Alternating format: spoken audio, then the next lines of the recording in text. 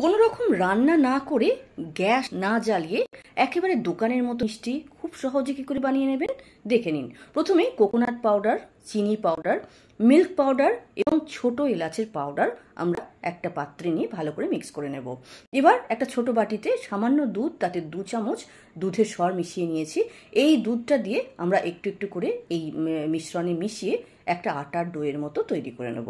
এই কাজটা খুব সহজেই হয়ে যায়, এর জন্য কোনো রকম টেনশন নেবার দরকার হবে না। এবার এই ডোটাকে আমি দুটো পার্টে ভাগ করে নিলাম। একটা পার্ট রেখে দেবো, পরে কাজ করব, আর এই পার্টটাতে সামান্য ফুড কালার অ্যাড করব। আমি এখানে হলুদ রং অ্যাড করেছি, আপনি যে কোনো কালার নিতে পারেন।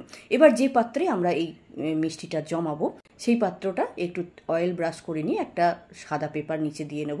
তারপর কালারিং পোর্শনটা প্রথমে দেব, তারপরে সাদা পোর্শন দিয়ে ফ্রিজে 2 ঘন্টা রেখে আমরা সেট করে নেব। 2 ঘন্টা পর ফ্রিজ থেকে বার করে এনেছি। এবার একটা চাকু দিয়ে সাইডগুলো একটু হালকা করে নেব। তারপর একটা প্লেটের ওপর রেখে একটু ট্যাপ করলেই কিন্তু বেরিয়ে আসবে। এবার নিজের ইচ্ছা মতো আকারে আপনি এগুলো কেটে নিতে পারেন। আপনি চৌকো আকারেও কাটতে পারেন, আবার আমি যেভাবে কেটেছি সেভাবেও কাটতে পারেন। তারপরে ড্রাই ফ্রুটস বা রোজ পেটাল দিয়ে আপনি নিজের ইচ্ছা মতো গার্নিশ করে নিতে পারেন। ভিডিওটি কেমন লাগলো অবশ্যই লিখে জানাবেন। ভালো লাগলে লাইক শেয়ার করতে ভুলবেন না, আর এরকম ছোট ছোট ভিডিও আরও পেতে সাবস্ক্রাইব করে নেবেন।